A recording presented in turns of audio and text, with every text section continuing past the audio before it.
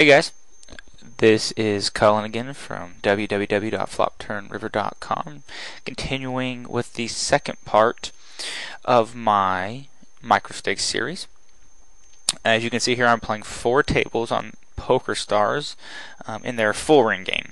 Basically, this is a 9-handed game. The last video I did was 6 max or 6-handed. I'm waiting on some blinds to go. I've already posted in the cutoff, which is perfectly okay at 4 ring here. I'll be posting on the button here, Lira, and we'll get going. I don't have the HUD running. Not going to run it. Basically, going to sit around and maybe nut camp our buttons off a little bit. You know, I'm not too sure about these tables. I'm going to fold the ace-3 suited up on table 1. I will check the king-3. So already on table 2, which will be top right, I can tell this table might be a little tight. It was limped to the button, who just limped. I knocked my offsuit king in the big blind, and that was that. We're going to try to play pretty tight. I do have the Poker Tracker software running. We'll be able to review the session afterwards. But for right now, I'm going to kind of show you guys 4 tabling, 4-ring.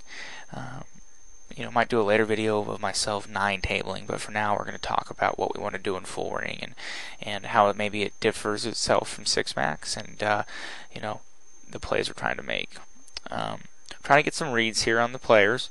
We're going to play pretty tight. So playing pretty tight may not lend us to playing too many hands. That certainly doesn't mean we can't be involved in a sense. What I mean by that is we can't just, doesn't mean we're not allowed to not pay attention. I mean, we'll pay attention. Let's try to get some reads. Let's take some notes. Once again, heads up here. This player leads into me for full pot. I'll just fold. Once again, though, very tight, very, very tight. How do we exploit tightness? Well, we probably open our range up a little bit, and then we shut down to any type of resistance. So maybe we'll start opening a little bit wider. We certainly know that I might myself know I have a bit of an edge post-flop. So we could be involved in more pots and see if we can't, win some more pots post-flop. A hand like 2-9 is a nice hand. We've had a few free looks out of the blinds, just haven't been able to flop anything. The player opens. Typically at 6 max, I'd probably 3-bet, seeing how it looks like he might be isolating a limper. But at full ring, I'm just going to call behind. I have plenty of set odds, and I have position. Probably won't be folding too quick on the low flops. Ace-2 suited, so this isn't bad. Just the Queen-7 3-flop's not bad. We'll see what he bets here. The thing that stinks now is we don't have relative position. I'm going to raise up. 25, the ace-queen offsuit on the button. We really don't have relative position because if we call, then there's 2 players behind that could be looking to check raise. He's led into 4 players, so I'm going to give him a little bit of credit. I know it's a small bet in reference to the pot, but I'm going to go ahead and give him credit. And I get looked up over here. It's a nice flop for the ace-queen.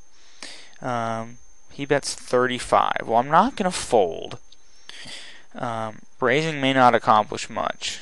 I'm thinking, I don't know much about this player, but I'm thinking he might slow play a king. There's not too many scare cards that come. He bets 40 cents. I'm thinking here he either has a king or he has a worser queen. Once again, I don't think raising really accomplishes much. You could have a hand like 2 jacks. Let's see how big he bets in the river. If he bets large, we'll probably fold. Yeah, this really looks like a king now. And I thought he might go for a check raise. I'm going to call it the 6-5 suited position. To get a read, I'm going to look him up. Maybe it's a hand like Jack-10.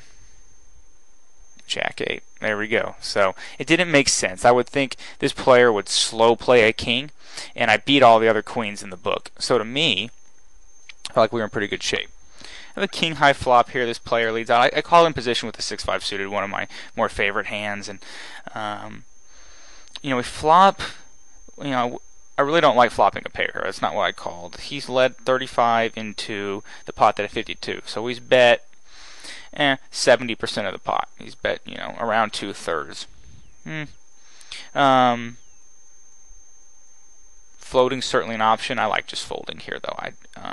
Being in position, we could do something post-flop. I don't have much of a read on this player, so I'm going to go ahead and fold.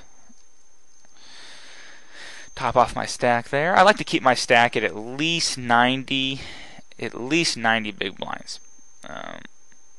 If not full. I mean, I'm always going to try to keep it full. I think there's a script you can download for PokerStars that'll allow you to always top your stack off. Unfortunately, at the $5 no limit, the max buy-in is $10, and I'm not advocating if you only have maybe a $100 bankroll to buy in for $10. That's certainly something I'm not advocating. So I'm going to maintain this, and what we'll do with this player is we'll take a note, okay, and we'll go leads with weak hands.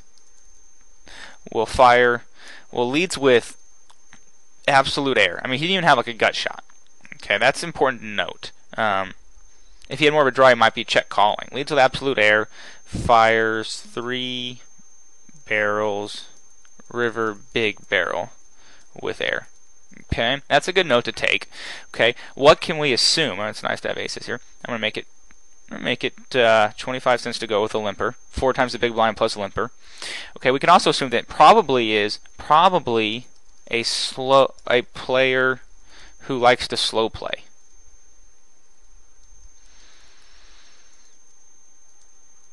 Okay. This is a nice flop for me. I'm going to go ahead and bet 60 cents into 62. If he if he raises, it's going to be interesting. And he just folds. I bet big there. Sometimes I act a little too quickly. I should have explained my reasoning there, but raising nicely pre-flop and betting big there really makes it easier for me to 3-barrel and get all the money in, which is what I want to do with aces. I'd like to bet pot on the flop, pretty much pot on the turn, and you'll see the pot had about 60 in it on the flop. If I bet 60 and he calls, it has 180. On the turn, if I bet 180 and he calls, the pot will have 540. At that point in time, I would have had about $4 left, so it makes it actually a very easy river shove, which is what I'm always looking to do. Bet sizing. I'm always looking to see how the money goes in. If it's tough to get in, and I don't have a hand that's very big, if I just have maybe a top pair mediocre kicker, then I might adjust my bet sizing per the type of hand I have. But back to the notes on this player, he led into us all 3 streets with air. So I kind of assumed then that he is a bit of a slow player. Like I'm only behind with the 4-3 suited. Maybe a little too low. 5-6 might be the worst hand to do this with, but for the sake of the video and to get some more hands there, we're going to do it. But referencing this guy on table 2 that it led 3 streets and hit, bet the river pretty big, I would assume that he's more of a slow player when he actually has a hand. He doesn't actually maybe lead all 3 streets like that. When he has a real hand, he might look to check raise the flop. He might be looking, to maybe just check call and check the turn to me.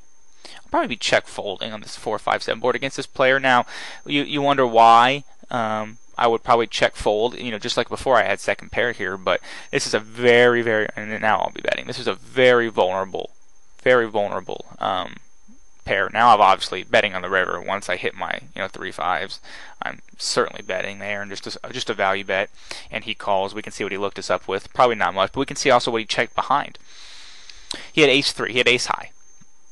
So he's not raising a pre-flop with it. He flops a double gutter. So that's interesting. He flops a double. Now he may not be able to read boards, but ace-3 on a 4-5-7 board, a 6 or a deuce makes him a straight. But you can see here he didn't lead his draws. Okay, so that's even more notes. So we might just focus on this one guy. And that's not a bad thing to do when you're trying to learn how to take notes. Lead with absolute air. Probably a player who likes to slow play. Does not bet draws. Does not bet, let's say, straight draws in position. In heads up pot. Okay, that's another note, and I like to be as detailed as possible. Really, what was the situation? Was it heads up? Was it 5-way? That's the kind of thing I like to look at. Was it just me and him? Well, he's in position. I checked to him. He's got plenty of equity in that pot, and it looks like he could be a little tilted. Ace-Jack offsuit, though, just not a hand at full ring that I want to contest him with. 6-max certainly could be a hand that I like to look him up with an under the gun min raise from a fuller stack, and him being a little tilted. An Ace-Jack offsuit, not a hand that really flops well. So, this player leads. Let's try to think of a range. He min raises under the gun. This player raises. Now he weak leads 20. Okay, this guy min raises. So let's try to think. I'm assuming they both could have pairs. This player might have a hand like 5-5. And he leads again. Might have had a flush draw. Might have had ace something might have had ace king of hearts. And he min. Okay, so it looks like he does have a flush. does have the flush. This player might have a set. This player might have a hand like 7-6. This player might have a straight. Ace queen with the ace of hearts. So this was the fives. The fives to read wasn't too bad. I'll limp behind with the jack nine. So, and that's kind of what I do to read hands. And some people ask me how some people know me as a decent hand reader, and I'm not bragging here, but some people know me as a decent hand reader. And you can see how I screw up there. Like, you ever watch Negreanu on TV? He screws up plenty when he's trying to read hands, but he goes through